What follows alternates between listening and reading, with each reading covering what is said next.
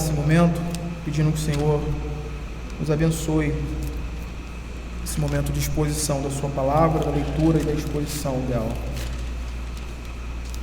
Vamos orar. Senhor Deus e Pai, nós pedimos, ó Deus, mais uma vez, que a tua palavra, Deus, seja fielmente trazida aos nossos corações, que o teu Espírito nos conduza na compreensão do texto que vamos ler e expor. Que o Senhor, ó Pai, nos ajude em nossas limitações. Pedimos, ó Deus, que o Senhor acompanhe cada palavra com o poder do teu Santo Espírito para operar em nós segundo o teu propósito. Oramos assim convictos da tua bondade em Cristo Jesus. Amém. Dando sequência, irmãos, ao que vimos pela manhã, vamos fazer a leitura mais uma vez de toda a oração, capítulo 6 de Mateus.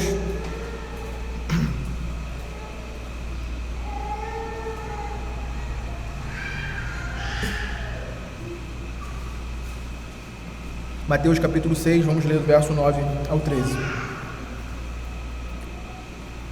Diz assim: portanto, vós orareis assim: Pai nosso que estás nos céus, santificado seja o teu nome, venha o teu reino, faça-se a tua vontade, assim na terra como no céu.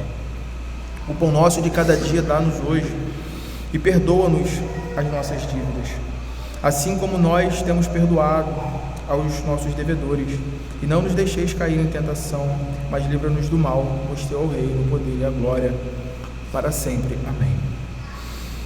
Seguindo aquela estrutura que falamos pela manhã, nós desenvolvemos aqui, fazendo um breve apanhado, nós desenvolvemos no primeiro momento aquilo que está relacionado à centralidade da nossa adoração, da nossa devoção, que é a nossa relação filial com Deus, que nos adotou em Cristo e que a partir daí fluem todas as outras coisas que envolvem crer em Deus, estar em Deus. Nós falamos ali desse aspecto que envolve essa primeira parte da oração, Pai Nosso, mostrando como o Senhor traz de volta, corrigindo o erro do judaísmo, trazendo aos seus discípulos a percepção de Deus como o nosso Pai celestial. E essas questões primeiras que temos aí na oração modelo ainda estão, e mais especificamente aquilo que nós vamos tratar agora, seguindo essa sequência, ainda estão relacionados a essa primeira parte daquela divisão que nós estabelecemos pela manhã, ou seja, a primeira grande parte está relacionada a Deus, e aí nós temos 6 petições, 3 nessa primeira grande parte, 3 na segunda parte. Então, isso que nós estamos desenvolvendo ainda faz parte dessa primeira parte da divisão da oração, ou seja, elas estão ligadas a Deus, seu nome e o seu reino.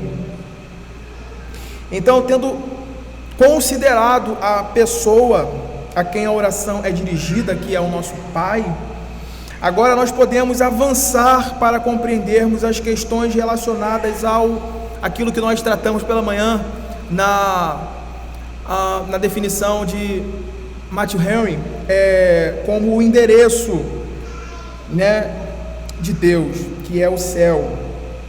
Nós vamos desenvolver isso aqui, assim como a santificação do seu nome e o avanço do seu reino. Creio que nós vamos, que isso fica em torno aqui do céu e santificação do nome de Deus. E indo direto ao ponto, verso 9, diz: portanto, vós orareis assim: Pai nosso que estais nos céus. A primeira questão que precisamos destacar aqui é que essa expressão aí, que estás nos céus, se referindo ao lugar que Deus habita, não diz respeito à ideia que comumente se nutre acerca do céu, né, como um ponto geográfico no espaço ou em algum lugar, como se a presença de Deus estivesse restrita no círculo dos céus, né, pois os céus e mesmo o céu dos céus não podem contê-lo. Abra a palavra do Senhor em 1 Reis, capítulo 8, verso 27.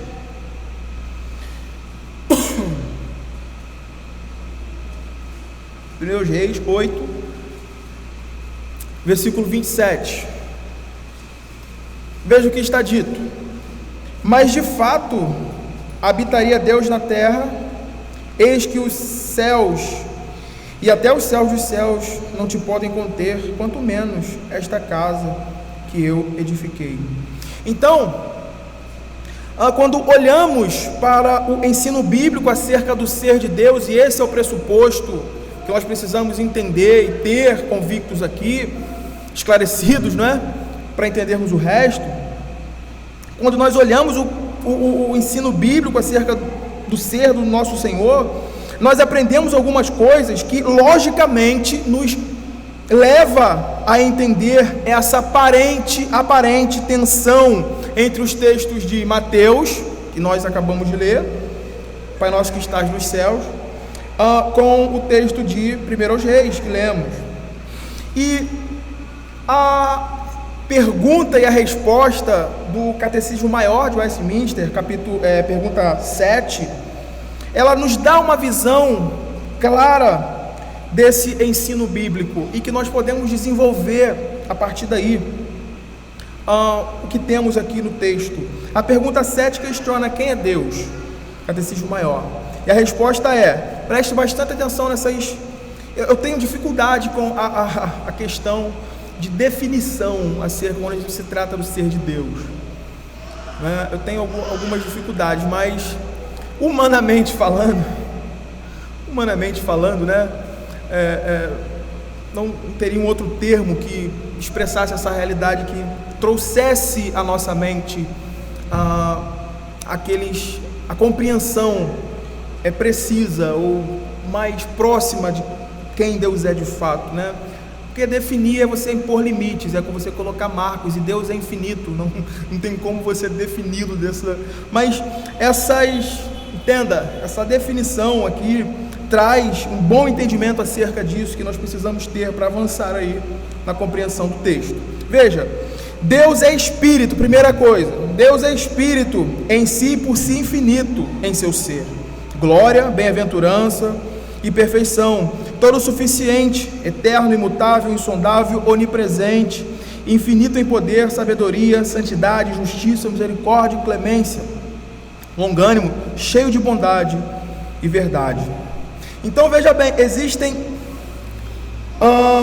alguns atributos aqui que descrevem ao mesmo tempo um aspecto do ser de Deus em que ele não pode ser contido ou mensurado pela mente humana, né? Porque ele é Espírito, vê como está aí, por ser ele Espírito infinito, eterno e onipresente, né? Mas também existe um aspecto que o coloca próximo de nós em sua revelação, e que podemos sim claramente perceber a perfeição do ser de Deus por meio da sua sabedoria revelada, da sua justiça exercida, sua misericórdia, clemência, longanimidade, bondade e verdade. Então, partindo desse entendimento do ser de Deus que a Escritura nos apresenta,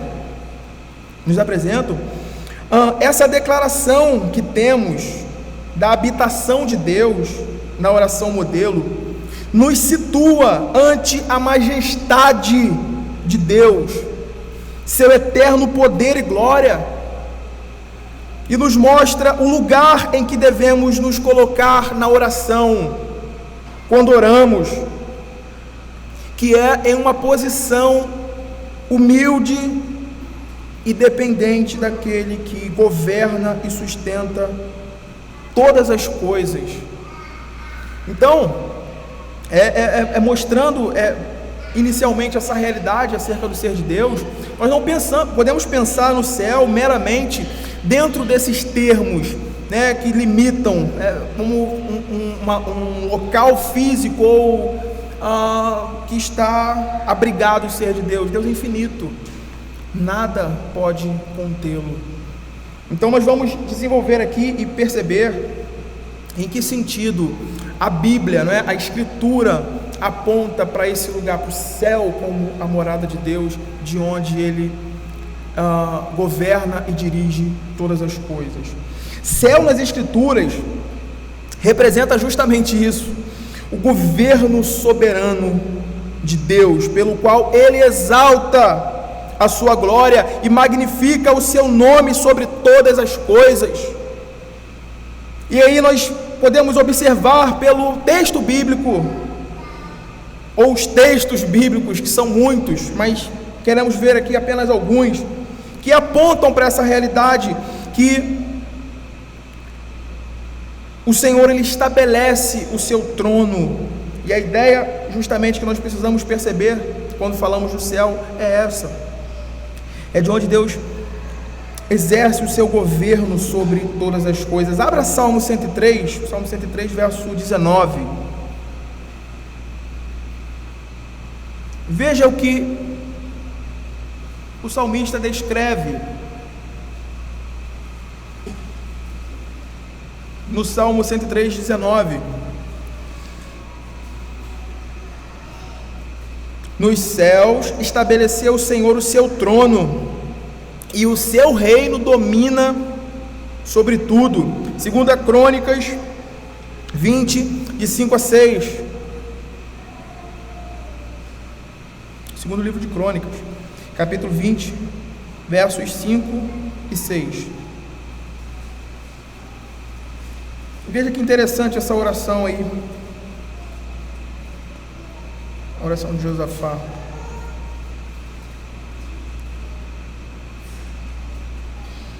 Diz assim, verso 5, capítulo 20: Pôs-se Josafá em pé na congregação de Judá e de Jerusalém, na casa do Senhor, diante do pátio novo, e disse: Ah, Senhor, Deus de nossos pais, porventura não és tu Deus nos céus?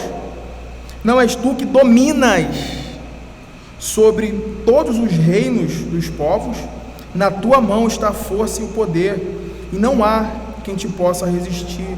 Por último, Salmo 19, verso 1. O conhecido Salmo 19, verso 1 diz: Os céus proclamam a glória de Deus, e o firmamento as obras das suas mãos. Perceba como essa realidade aqui, como os autores bíblicos descrevem esse lugar da morada de Deus como o ponto de onde Deus exerce o seu governo, a sua soberania sobre todas as coisas, onde Ele governa como lhe bem apraz. Calvino diz, comentando esse texto de Mateus, algo bem esclarecedor. Ele diz o seguinte, ele diz que quando as Escrituras dizem que Deus está no céu, o significado é que todas as coisas estão sujeitas ao seu domínio, que o mundo e tudo nele é segurado por sua mão, que seu poder está difundido em toda parte, que todas as coisas são arranjadas por sua providência. Então a nossa mentalidade e a nossa concepção acerca desse tema, quando nós olhamos especificamente nessa oração, deve ser ligada justamente ao poder de Deus, à sua majestade e à forma como Ele governa aquilo que Ele criou. Por isso, o Senhor nos ensina que a oração dos filhos de Deus, ela deve vir acompanhada não somente pelo senso da paternidade de Deus, e esse é um ponto que nós começamos pela manhã, e ele é desenvolvido aqui, mas pelo senso de adoração e grande reverência, pois estamos diante do nosso Pai, sim, mas do Supremo Criador dos céus e da terra. Supremo Criador, o Deus Todo-Poderoso. E essa relação de estar acima de nós, não é? Tem um grande significado. A referência do céu ser apresentado como a morada de Deus é um indicativo da sua posição de autoridade e de primazia, de ser aquele que nos criou e por sua natureza e atributo está acima de nós. É importante afirmarmos isso porque existem muitas linhas teológicas ou filosóficas que em um dado momento vai colocar Deus no mesmo patamar de igualdade do que a sua criação. Isso é leviano. Nós não podemos, como filhos de Deus, perdermos esse senso, essa realidade acerca do ser de Deus. Deus é o nosso Pai. Sim, nós não podemos perder isso de vista, mas Ele é o Rei Supremo, Deus do universo, o Senhor que governa sobre tudo, e a sua autoridade está acima de todos. Ele é distinto da sua criação, por sua glória e atributos. E essa posição a qual o texto sagrado nos apresenta em relação a Deus e a sua criação, tem esse indicativo de que Ele está a observar, a zelar, a cuidar, como aquele Deus que seus olhos, o próprio texto bíblico apresenta isso, percorre por toda a terra, conhece não somente aquilo que fazemos em nossos caminhos externos, mas que também sonda e conhece o nosso interior e as motivações do nosso coração. Todas essas coisas estão às vistas do Senhor. E é exatamente isso que o salmista expressa no Salmo 33. Abra sua Bíblia, no Salmo 33, 13 em diante. Veja: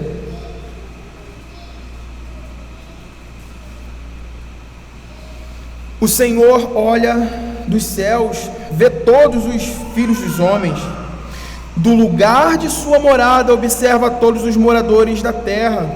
Ele que forma o coração de todos eles, que contempla todas as suas obras. Não há rei que se salve com o poder dos seus exércitos, nem por sua muita força se livra o valente. O cavalo não garante vitória, a despeito de sua grande força, a ninguém pode livrar. Eis que os olhos do Senhor estão sobre os que o temem, sobre os que esperam na sua misericórdia, para livrar-lhes a alma da morte, e no tempo da fome conservar-lhes a vida. Nossa alma espera no Senhor, nosso auxílio e escudo. Nele o nosso coração se alegra, pois confiamos no seu santo nome. Seja sobre nós, Senhor, a tua misericórdia, como de ti esperamos. Então, esse deve ser o nosso senso quando olhamos ou quando nos dirigimos a Deus em oração. Reconhecermos a sua majestade, a excelência do ser de Deus, por todos os atributos, por toda a sua natureza perfeita e infinita. Ele está acima de nós. Dessa forma nós somos ensinados a como nos dispor em relação a Deus quando oramos, pois o alto privilégio que temos de nos relacionar com Deus por Jesus Cristo deve estar sempre associado à visão da grandeza de Deus, que irá nos conduzir ao serviço do seu reino, que vai nos conduzir a uma vida de adoração com santo temor, e não de qualquer forma, e não de uma forma leviana e banal. Esse senso, ele precisa dominar o nosso coração. E eu volto a dizer, porque existe muitas pessoas por aí que têm apenas um lado da percepção do ser de Deus, e então nutrem uma expectativa de que elas podem viver como lhe bem apraz, de uma forma, não é?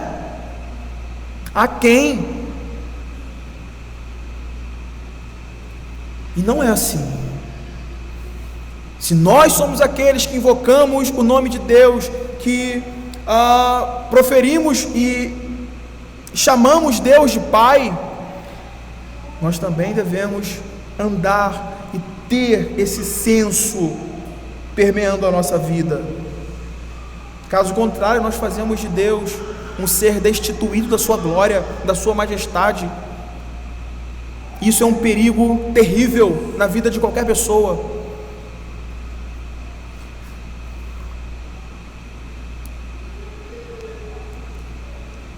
Na vida de qualquer pessoa. Porque Deus não tem por inocente, Ele não permite com que seu nome seja vilipendiado, com que seus atributos sejam profanados de forma liviana e a coisa caminhe desenfreadamente.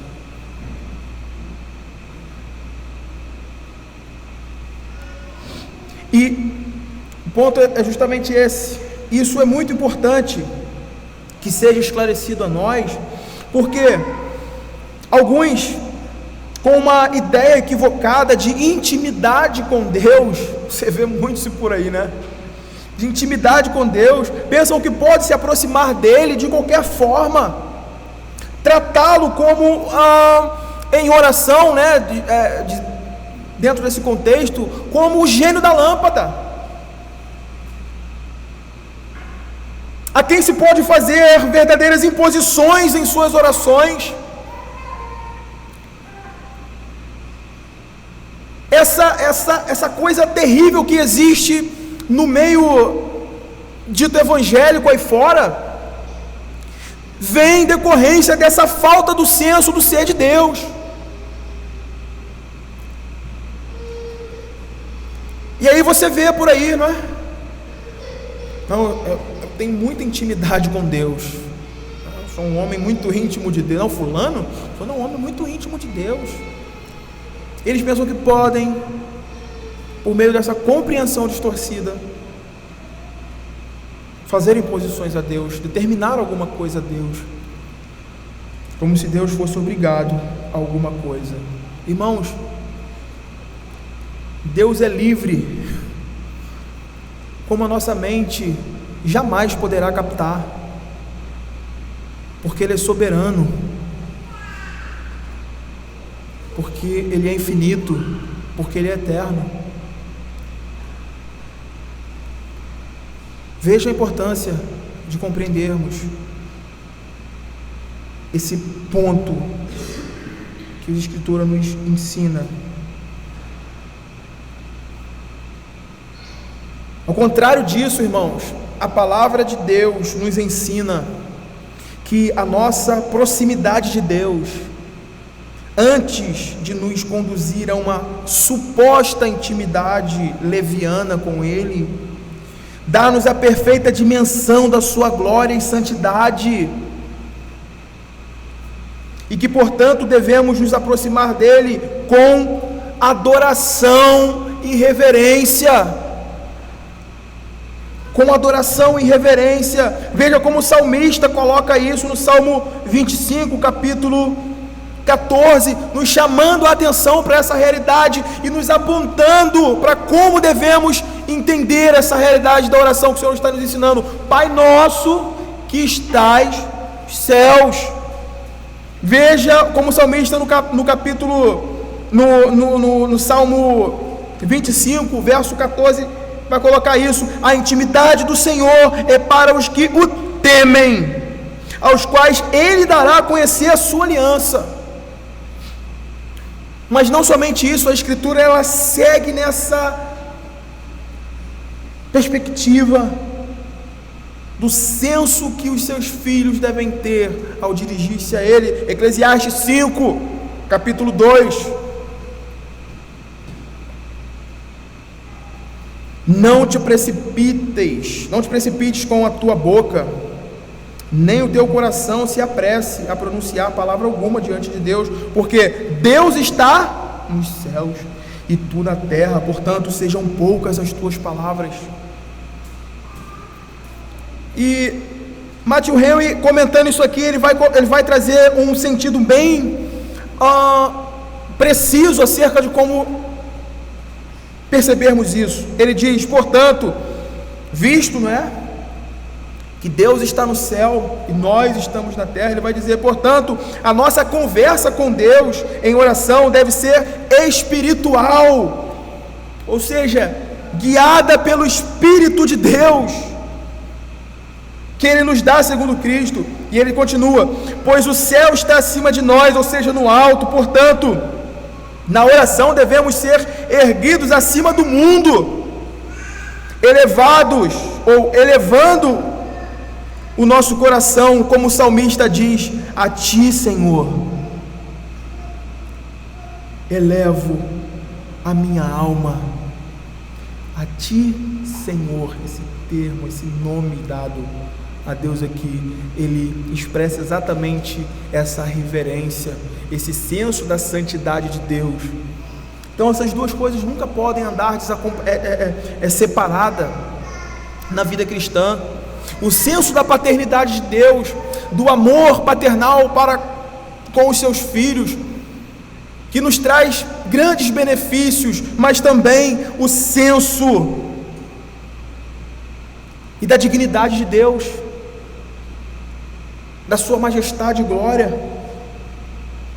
Jesus então ensina a seus discípulos a iniciar a oração com a meditação da glória de Deus, com a meditação da glória de Deus, de onde flui então uma adoração genuína, que teme e reverencia a Deus e o glorifica de acordo com a sua palavra. E, irmãos, embora aparentemente simples, na prática, esse ensino ele se apresenta como uma disciplinadora lição, a nós, porque às vezes na nossa pressa nervosa, como dizia alguém, na nossa pressa nervosa do dia a dia, nós atropelamos tudo isso, nós invertemos tudo, e nos esquecemos desse princípio fundamental para a nossa devoção. Deus, o seu santo nome e o seu reino vem antes, o reconhecimento, a meditação da glória de Deus vem antes. É isso que Jesus está ensinando aqui aos seus discípulos.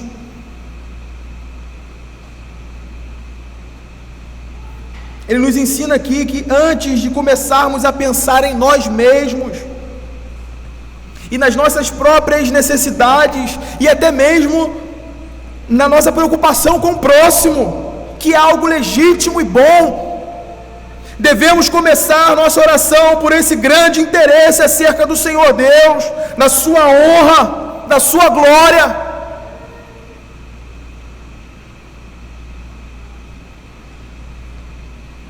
Ernst Mayr vai dizer algo bem interessante acerca disso no seu livro Pai Nosso.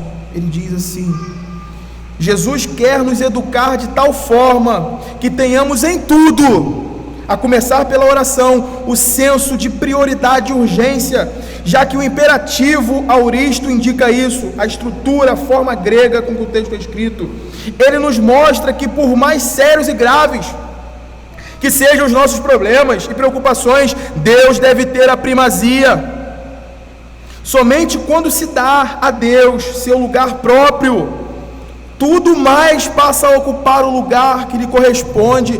Nesta oração encontramos uma demonstração prática do ensino de Jesus em Mateus 6:33, mais adiante: buscai, pois, em primeiro lugar o seu reino e a sua justiça, e todas estas coisas vos serão acrescentadas.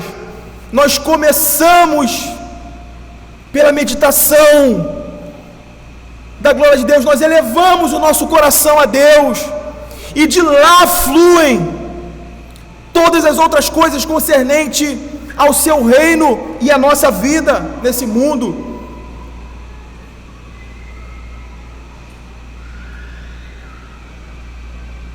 E irmãos, entenda bem isso, é justamente desse interesse acerca da honra de Deus e da glória do seu nome que flui a primeira petição relacionada a Deus. Ou seja, parte de um coração recriado para o temor do Senhor. Veja como uma coisa está ligada à outra. É a partir dessa percepção da glória de Deus e do reconhecimento da sua paternidade que fluem as outras coisas. Veja a última parte aí do verso 9: santificado seja o teu nome.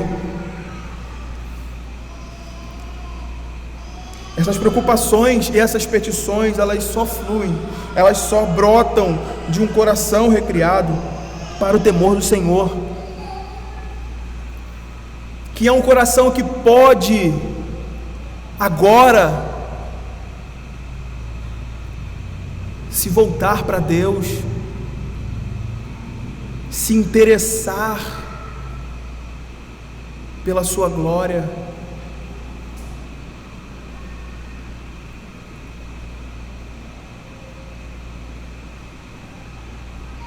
Isso é muito interessante. Então isso parte daí, desse coração recriado para Deus, para o seu temor. Daí vem essa petição relacionada, ou melhor, essa primeira petição, né? Nós entramos agora nessa primeira petição: santificado seja o teu nome. E o ponto aqui é esse: essas coisas andam juntas, elas estão intrinsecamente, indissociavelmente unidas. Santificar o nome de Deus, segundo as Escrituras, é glorificar o seu nome, dando a Ele a mais alta honra possível. Parece que a coisa vai ajustando, né? E é isso mesmo. E existem duas questões aqui que eu vou tentar enxugar, né? Existem duas questões aqui que envolvem esse primeiro pedido sobre santificar, ou santificado seja o nome do Senhor. A primeira está ligada ao sentido do termo santificado, e a segunda diz respeito ao próprio nome de Deus, que em si carrega a ideia da reputação de Deus, da honra e da glória devida ao seu nome. Então, resumindo a primeira questão, a palavra que se traz, ou que se traduz santificado, pertence a um verbo grego relacionado com o adjetivo hagar, hagios, que significa tratar uma pessoa ou coisa como santa ou separada. O apontamento básico desse termo, ele caminha na direção de separação, de distinção mesmo. E a segunda questão relacionada ao nome de Deus, a gente sabe que pelo Antigo Testamento, que o Senhor ele se apresentou ao seu povo através de muitos nomes, através de muitos nomes: Elohim, Shalom, Rafa, Jireh, Shamar, e por aí vai. E ao atribuir a si mesmo esses diversos nomes, Deus estava revelando facetas de sua pessoa, como também aspectos da sua natureza, do seu ser, do seu caráter e dos seus atributos, para conhecimento peculiar dos seus filhos. Então, em certo sentido, as palavras "o teu nome" envolvem tudo isso. E quando nós reunimos essas duas questões envolvidas no santificado seja o teu nome, reunindo agora essas duas coisas, fazendo de ambas uma só em nossa oração, quando dizemos santificado seja o teu nome, estamos expressando ao Senhor o desejo de que Ele nos faça capazes de dar unicamente a Ele o único lugar que sua natureza e caráter merecem e exigem de nós. Esse é o ponto. Ou seja, a petição que elevamos a Deus é para que Ele nos capacite a lhe dar um lugar único que por sua natureza deve ocupar. É isso.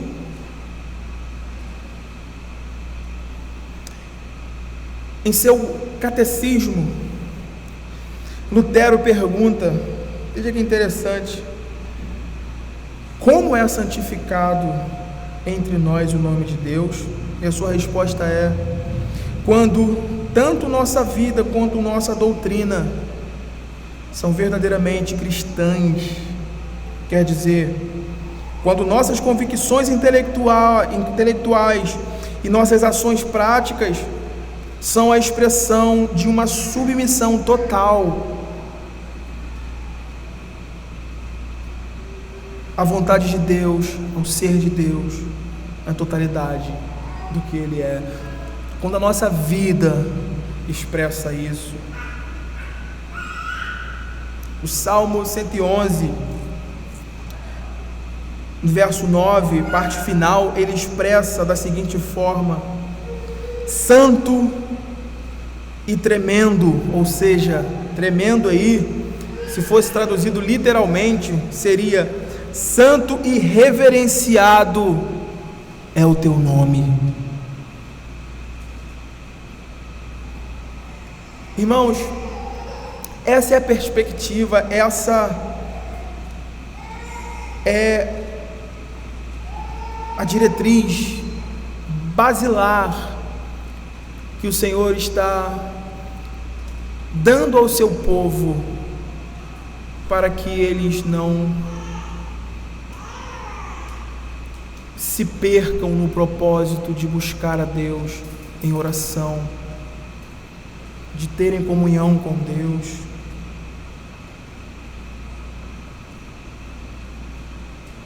Nós devemos nos dirigir a Deus com esse temor reverente, como de um filho que ama o seu pai, mas que ao mesmo tempo traz esse senso da autoridade do seu pai sobre ele. E eu quero caminhar para o fim aqui, eu quero terminar com algumas aplicações bem diretas e objetivas aos nossos corações. Essa primeira petição, ainda que relacionada à glória de Deus, nos impõe grande responsabilidade,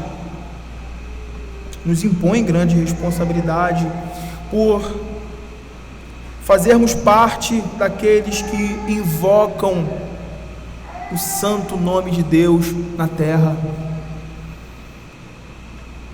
Isso nos traz grande responsabilidade.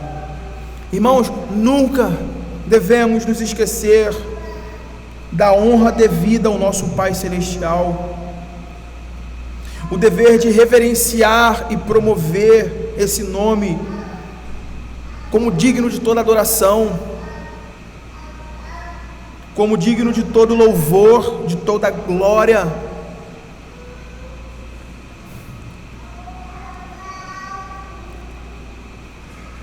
Nunca podemos perder isso de vista, porque quando nós olhamos para o Antigo Testamento, nós vemos o povo de Deus, o próprio povo de Deus, se esquecendo dessa realidade, e consequências terríveis acontecendo no meio do próprio povo de Deus. Deus tem zelo pelo seu nome. Saiba disso, crente. Deus tem zelo pelo seu nome. Ele requer isso dos seus filhos. Tremamos diante dessa realidade, para não vivermos como o povo de Israel viveu no passado e trouxe desonra ao santo nome de Deus.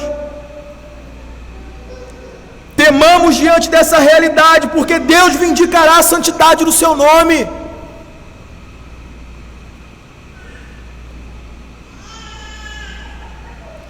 Abra Ezequiel 36. Abra Ezequiel 36, versos 20 a 23.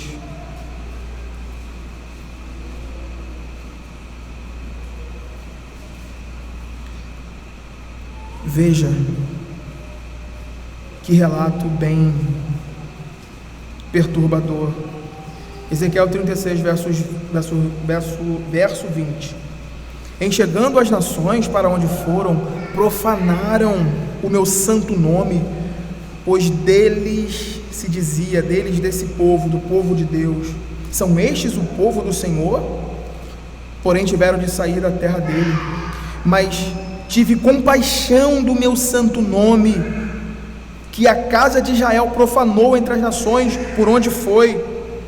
Dize, portanto, a casa de Israel: assim diz o Senhor Deus, não é por amor de vós que eu faço isto, ó casa de Israel, mas pelo meu santo nome, que profanastes entre as nações para onde foste, vindicarei a santidade do meu grande nome, que foi profanado entre as nações, o qual profanaste no meio delas. As nações saberão que eu sou o Senhor, diz o Senhor Deus, quando eu vindicar a minha santidade perante elas. Irmãos, esse senso aqui deve pairar diante de nós perpetuamente, para que nós nunca possamos perverter a realidade de que Deus é o nosso Pai e fazermos dele como muitos fazem: ele é um paizão indulgente e não importa a forma como eu vivo, está tudo bem. Não está não, não está não.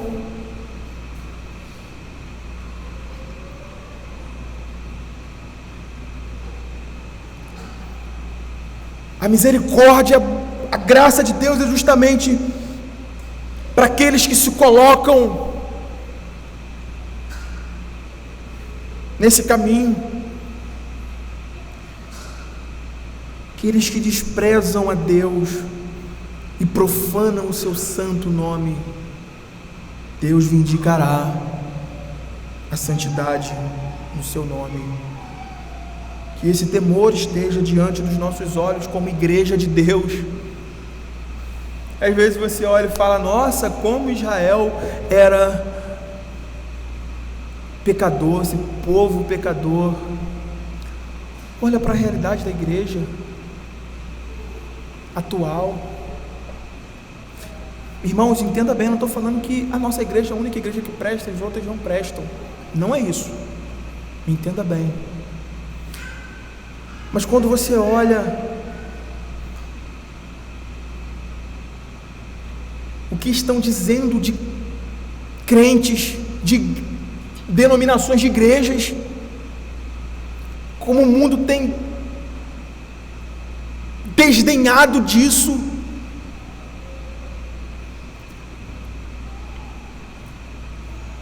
o nome de Deus está sendo profanado. o nome de Deus está sendo profanado entre as nações, Deus vindicará o seu santo nome. Essa oração nos traz de volta a esse eixo,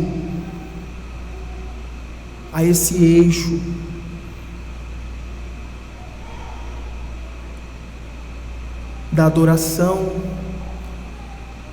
e do propósito para o qual nós fomos criados, que é glorificar a Deus e gozá-lo para sempre. Irmãos, nós carregamos essa marca do nome de Deus sobre nós, como aqueles que nasceram dele por meio de Cristo. Nós temos que corresponder a isso. Nós temos que corresponder a isso como tal. Por fim,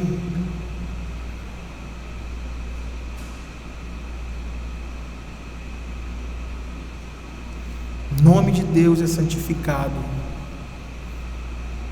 quando, por meio do nosso viver, nós damos evidência, a evidência dessa graça concedida a nós, como participantes da família espiritual, como a família de Deus. E eu quero encerrar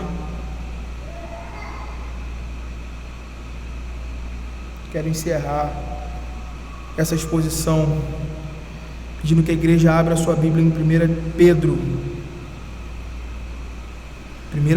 capítulo 1.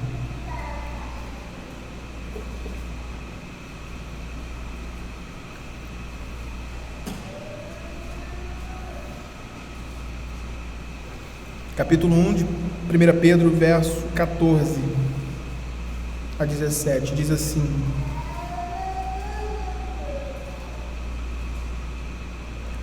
Pedro 1,14: Como filhos da obediência, não vos amaldeis as paixões que tinhas anteriormente na vossa ignorância. Pelo contrário, segundo é santo aquele que vos chamou, tornai-vos santos também, vós mesmos, em todo o vosso procedimento.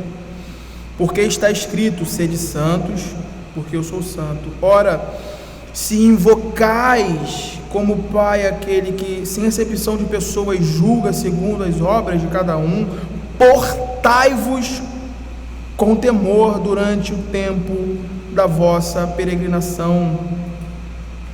Essa petição nos ensina que nós mesmos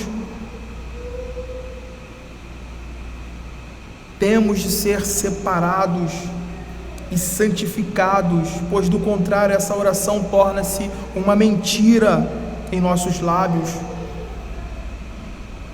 e nos acusa como hipócritas. A relação entre santificar o nome de Deus e glorificá-lo em nosso procedimento segue cada passo que damos na nossa vida, irmãos. Por isso nós precisamos nos separar cada vez mais desse mundo, no sentido de nos separarmos dos preceitos pagãos que constantemente estão a trabalhar para nos moldar a sua mentalidade, ao espírito desse tempo, que é contrário a Deus. Na verdade eu disse que ia encerrar lá, né? Mas eu encerro aqui com a leitura desse texto de Paulo aos Coríntios, na sua segunda carta, no capítulo 6, versos 14 a 18. Não vos ponhais em julgo desigual com os incrédulos, porquanto que sociedade pode haver entre a justiça e a iniquidade? Ou que comunhão da luz com as trevas? Que harmonia entre Cristo e o maligno? Ou que união do crente com os incrédulos? Que ligação há entre o santuário de Deus e os ídolos? Porque nós somos santuários do Deus vivente.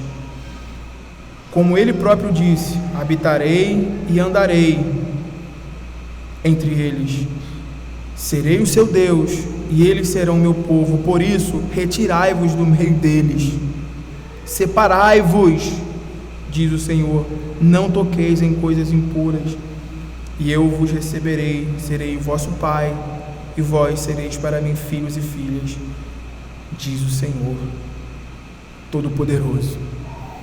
Nós precisamos, irmãos, tomar esse texto e uni-lo ao modelo que o Senhor nos dá, e em nossa oração nos dirigirmos a Deus com um tal temor reverente e caminharmos nessa direção. Que o nome de Deus seja santificado e que nós nos portemos como povo desse Deus santo. Vamos orar. Feche seus olhos. Pai bendito, obrigado, Senhor, por tua palavra. Obrigado, Senhor, por suprir ao teu povo, Senhor, o alimento que vem do céu. Obrigado, Senhor, por nos instruir a buscá-lo e nos coordenar até mesmo as palavras. Pai, que o teu Espírito continue a produzir em nós, a gerar em nós, ó Deus, esse temor reverente, e que na nossa oração, na nossa vida devocional contigo, com o Senhor, possamos levar isso em conta. Pedimos, ó Pai, que o Senhor abençoe teu povo. Oramos assim, Pai, confiante na tua bondade, em nome de Cristo. Amém.